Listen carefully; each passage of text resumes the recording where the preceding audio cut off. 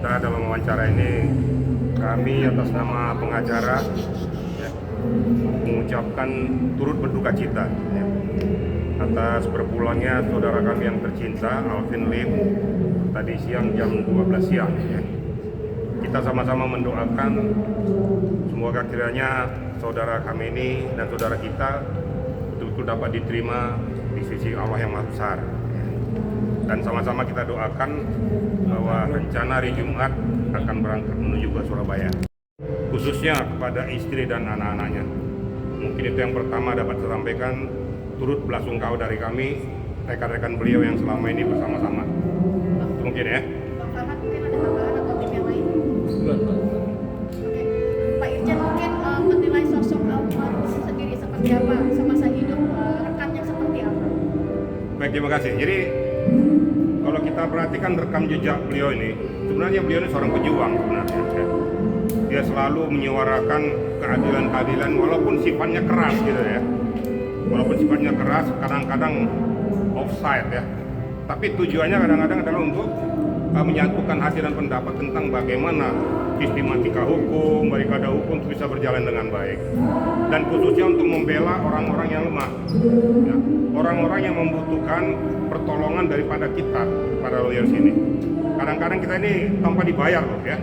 Hanya nilai-nilai kemanusiaan yang kita lakukan. Kira-kira gitu ya. Jadi Alvin Lim ini sebenarnya salah satu sosok yang betul-betul bersama kami dan kami merasa kehilangan dengan kepergian beliau. Terakhir komunikasi mungkin seperti apa sendiri? Nah, ini saya secara pribadi ya. 2 hari yang lalu saya dengan RD Law ya. Itu video call langsung dengan Alvin Lim. Jadi pas berhadapan muka, datang ke Bang, saya minta maaf Bang selama ini kalau seandainya saya ada salah sama Abang baik dalam perkataan maupun perbuatan. Jawaban saya singkat, tindaku nggak usah dipikirin itu, udah lama saya maafkan. Yang penting kesehatanmu jaga supaya semuanya bisa berjalan dengan baik.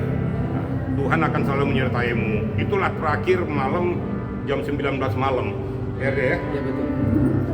Pokoknya saat ini lepas kepergiannya mungkin ada tanda-tanda yang kita tidak tahu gitu loh ya. Mungkin kondisinya pada saat tatap muka by video call seperti Memang sangat memprihatinkan terakhir ya. Kondisi tubuhnya memang sudah kusut ya. Matanya juga sudah kosong. Cara berbicara juga sudah terbata-bata. Ya kalau saya hitung tuh paling nggak sampai 36 jam ngobrol dengan saya, dengan Dedi Law tuh. Ya sekali lagi atas nama kami rekan-rekan semuanya, kita hantarkanlah beliau tempat peristirahatan yang terakhir. Maafkan segala dosa dan perbuatannya ya. Tidak ada kita yang sempurna ya. Mudah-mudahan beserta dengan keluarga menuju ke Surabaya selalu diiring oleh Yang Maha Kuasa. Mungkin itu ya untuk Pak Alvin-nya ya. Mungkin ada tambahan rekan? Silakan. Untuk sikap yang 1,3 miliar. Oh ya. Jadi begini ya. Ini saya secara terbuka dan sekarang secara resmi ya, saya mengundurkan diri ya, sebagai kuasa hukum dari yayasan. Kenapa saya harus mengundurkan diri? Karena saya mempunyai sifat hukum adalah hukum.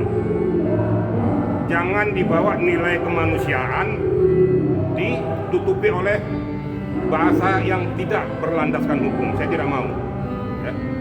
Karena peristiwa yang sekarang keberangkatan daripada Gary dan Densu ke sana tuh menurut hemat saya sebagai seorang penyidik sudah menabrak barikade undang-undang.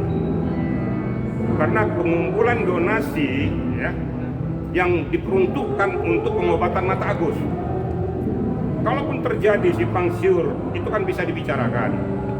Kalaupun mau terjadi pengalihan daripada nilai uang tersebut, harus seizin daripada Agus. Karena pokok utamanya ke si Agus.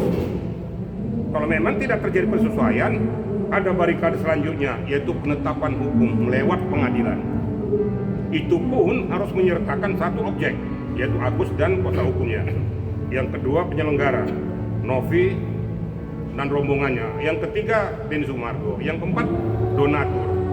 Yang perlu saya tekankan di sini masalah donatur. Ya. Donatur tidak bisa berbicara atas seseorang atau beberapa orang. Donatur harus berbicara atas nama mayoritas donatur dan dibukukan tanda tangan basah, tidak asal katanya-katanya. Jadi kalau tidak itu dilakukan, itu batal demi hukum. Kira-kira gitu. Jadi dengan peristiwa ini, saya sudah ingatkan.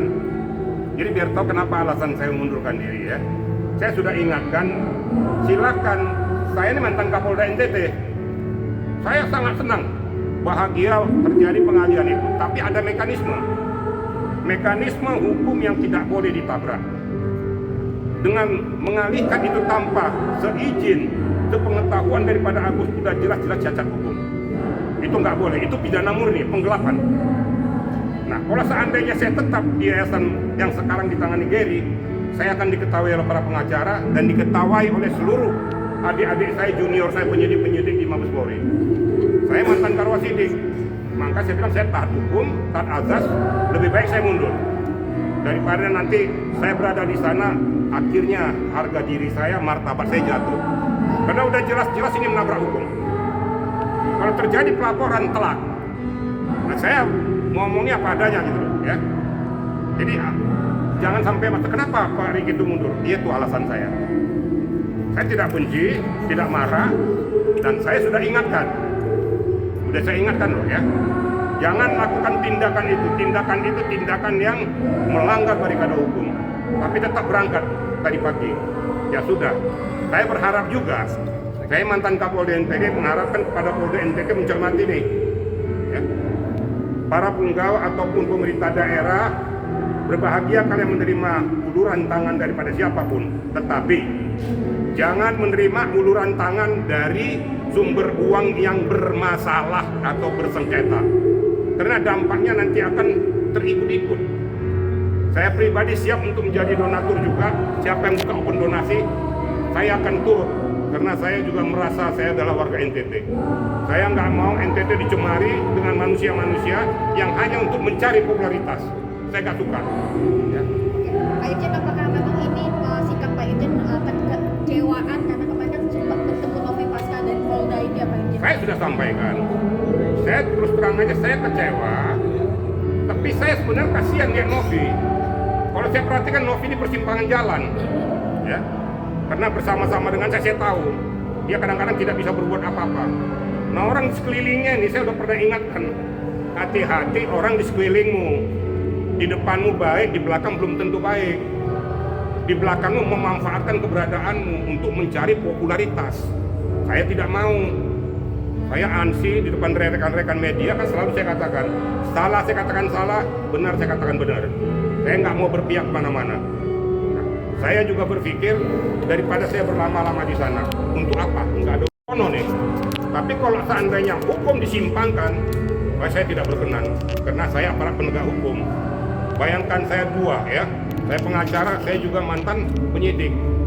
Jadi saya nggak mau kalau ini disimpangkan, ini cacat hukum. Kira-kira begitu, rekan-rekan. Berarti kemarin obrolan di pertemuan kemarin memang Novi menyampaikan uang donasi yang harus berpindah. Saya tahu apa yang di kepala Novi. Ya. Saya yang sayangkan di seputar ini, ya, yang selalu mendekankan, mendudukkan posisi itu sehingga Novi tidak bisa bergerak. Nah, sangat saya sayangkan betul-betul. Kenapa berani sekarang? Kenapa beralih status yayasan? Saya sudah ingatkan berkali-kali, jangan kamu mengatakan kamu mundur. Nonaktif boleh. Kalau kamu mundur dari gelanggang, berarti seolah-olah kamu menghindar dari tanggung jawab. Siapa yang gesain ini? Ya orang di sekitarnya ini. Tidak memberikan pencerahan hukum pada Novi. Gitu loh. Saya harus tegas ngomong gitu loh. Jadi jangan seandainya sudah dilakukan kayak gini, terjepitlah Novi, kasihan.